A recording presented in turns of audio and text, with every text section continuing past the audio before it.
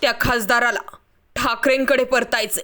ठाकरे काय निर्णय घेणार सगळे ओळखून जेव्हा यांची जिरणार तेव्हाच यांना ठाकरे आठवणार. पवारांचा पाईक तो तरीही मान्य करतो ठाकरे कायम वजनात.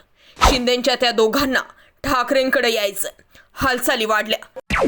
नेमकं घडलंय का? एकनाथ शिंदे यांनी बंडखोरी केल्यापासूनच प्रत्येक विरोधामध्ये असणारा नेता सांगतो की यांना त्यांनी केलेल्या चुकीची जाणीव होणार आणि पुन्हा हे ठाकरेंकडे येणार. काही जण आले, काही जण येतील अशा चर्चा नेहमीच होत राहतात.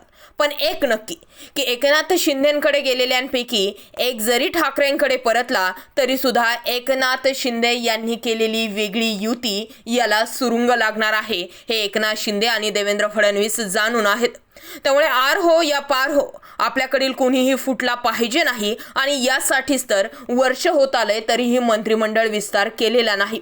याचाच अर्थ असा की एकनाथ शिंदेंसोबत आलेल्या आमदारांची काळजी एकनाथ शिंदेंना आहे की यातील एक जरी नाराज झाला किंवा एक जरी फुटला तरी सुद्धा आपण जे केलं ते चुकीचं होतं यावर शिक्कामोर्तब होऊन जाईल. पण आता याच दिशेने वाटचाल होताना दिसते. शिवसेनेचे 40 आमदार फुटून एकनाथ शिंदे यांच्या गटात सामील झालेत. भाजपच्या पाठिंब्यावर त्यांनी राज्यात सत्ता स्थापन केली. मात्र या आमदारांमध्ये नाराजीचे वातावरण असल्याचं वृत्त आहे. तर शिवसेनेचे 13 खासदार शिंदे गटात आहेत. त्यांच्या काही खासदारांमध्ये नाराजी असल्याचं दिसून येतं. खासदार गजानन कीर्तिकर यांनी नुकतीच माध्यमांसमोर नाराजी सुद्धा व्यक्त केली आहे. तेव्हापासूनच राजकीय चर्चा जोर धरू लागली आहे. कीर्तिकर यांनी म्हटलं एनडीए मध्ये शिंदे गटाच्या खासदारांना भाजपकडून वाईट वागणूक मिळते. त्यामुळे आता शिंदे गटातील अन्य नेतेही बोलणी करणार असल्याची चर्चा आहे. तसेच राष्ट्रवादीचे आमदार जितेंद्र आव्हाड यांनी मोठा दावा केला. जितेंद्र आव्हाड यांनी म्हटलंय की मी शिवसैनिक नाही, मी शरद पवारांचा पाईक आहे. पण उद्धव ठाकरेंना ज्या प्रकारे धमकवण्यात आलं त्याचं एक कार्यकर्ता म्हणून मला दुःख झालं. उद्धव ठाकरे मानेपासून पूर्णपणे लुळे पडले होते. त्यांना हालचालही करता येत नव्हती आणि यांच्या या तणावामुळे ते आणखी नाराज होत होते. देवानेच उद्धव ठाकरेंना वाचवलं. ज्या बाळासाहेबांनी आणि उद्धव ठाकरेंनी तुमचे बोट धरून तुम्हाला चालायला शिकवलं त्यांनी उद्धव ठाकरे यांच्या मृत्यूच्या दारात ज्यावेळी उद्धव ठाकरे उभे होते त्यावेळी तरी त्यांना साथ द्यायला हवी होती. पण तुम्ही विश्वासघात केला, त्यामुळे त्यांचा तणाव आणखी वाढला. तरीही उद्धव ठाकरे खंबीरपणे उभे राहून त्यांना आव्हान देत आहेत.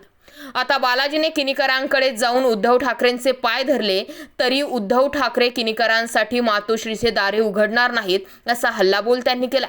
जितेंद्र आव्हाड यांनी एका भाषणात शिवसेनेचे शिंदे गटाचे आमदार परतण्याच्या तयारीत असल्याचा दावा केला.